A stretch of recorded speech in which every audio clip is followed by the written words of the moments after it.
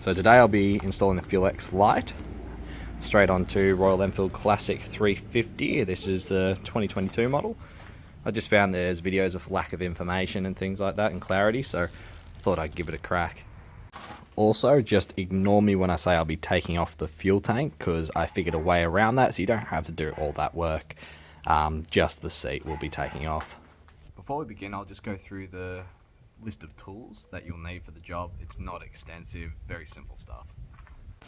Cable ties, of course, but these are reusable ones, so they actually come apart and do back up. I've got my 10mm, that's all you'll need, 10mm, and an extension bar is not necessary, but it helps.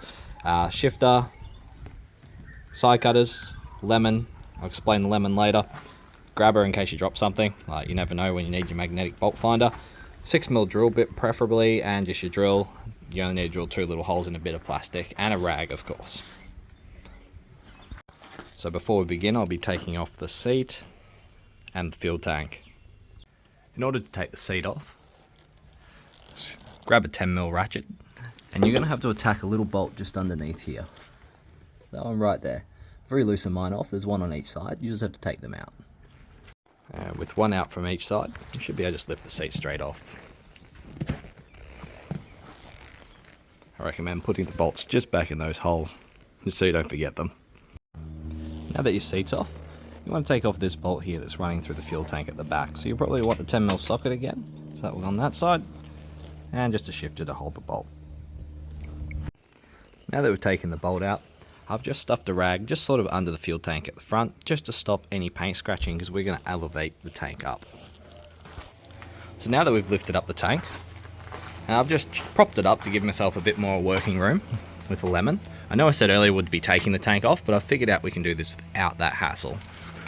So underneath, you'll find the lambda sensor plug, which is that one right there. It's got a little red tab on it. It's very easy to pull off. It's got a little push button underneath it. So if you just get your hand up in there, you just push on the little tab, and you just pull her out like that. There she is. So inside the box we've got the start guide, got a little goodie bag, it comes with stickers, keychain, and it's got zip ties, so nice little short ones we can use, and we probably will use those. FuelXLite itself, I'll show you where I'll be installing that next, and then on top of that we've got the loom, which we'll be plugging into shortly. So I'll be mounting the FuelXLite inside here. Now to get into there, you just need your socket with your 10mm again, but I've put an extension bar on just to make it a little easier getting into these two. So just take these two off. I'm just putting them up here, just so I can't lose them. And then this should just pull off like so. I'm going to try and attack these two here, which I assume are also 10mm. They are. Alright, now that you've got this off, so I recommend putting the screws just back in the holes here, just so you can't lose them. Try not to drop them in there, it's a bit of a bugger to get out. And we're going to mount the FuelXLite in this plastic mould. To mount the FuelX in here, I'm going to have it sitting like this. I'm just going to use a zip tie, and I'm going to drill 2 holes in the back of this plastic mould. So I'm probably going to aim for this little print hole right here, and I'll do one on the other side. So I've just run through with my 6mm, just the 2 mould holes that were there, they were the perfect size. Now what we're going to do is screw this back onto the bike and have the zip tie run through it. Now if you want, you can get these zip ties, because once you mount the FuelXLite in, you won't be able to get to those screws again. So you can use these quick release zip ties, which will allow you to remove the device if you ever need to. So now I've remounted this plate, those 2 bolts, with the zip tie ran through like so. We're going to grab the FuelXLite, and we're going to put the cable up into there, and the device just down in here. So now you've got the device strapped in, and run the cable up through, and we're going to loom it underneath here. Now we've got to make sure it's tucked up above the engine head, and this is the end that will plug into it, and the other ends you'll have a male and female to go into the lambda sensor that you unplugged earlier, and we'll also have an earth coming off it, which will have to go attached to some point on the bike, like some earth point on the bike. So what I've decided to do is nestle most of the coil in here, and I'm running it up under, I'm going to follow my lines here. Now, you won't have these two cables as I've installed driving lights at the front. However, I'm going to run it around the front over to the other side of the bike. Whatever I'm going to have left, I'm going to try and spool back up in here.